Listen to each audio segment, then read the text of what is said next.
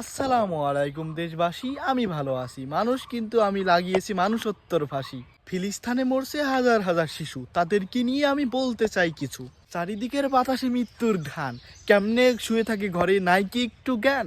Boycott Israel, ফিরি ফিরি ফিলিস্তান, ওইটা দেশ নয়, হয়ে গিয়েছে কবরস্থান। কাপড়ের অভাব কেমনে দিবে কাফন, বাবা হয়ে সন্তানকে দিচ্ছে এখন দাফন। মুসলিমরা নাকি ভাই ভাই, তাহলে ফিলিস্তিন আর গাজার সাথে আজ কেন কেউ নাই? আমাকে যুদ্ধর ময়দানে পাঠাও, দিব আমি রক্ত। আবেগ না দেখিয়ে ভিতর থেকে হও একটু শক্ত।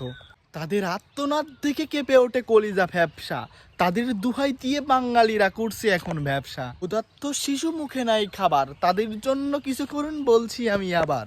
তাদের দুহাই দিয়ে বিকাশ নাম্বার দিয়ে তাদের টাকা খায়েন না গো মেরে, না হলে কেয়ামতের ময়দানে আপনার কাছে ফেরাউন নমরুদও যাবে হেরে। মুসলিমদের প্রতি এত অন্যায় অবিচার কেন করছেন না প্রতিবাদ? একবার ভেবে দেখেছেন মৃত্যুর পরে কি দিবেন জবাব?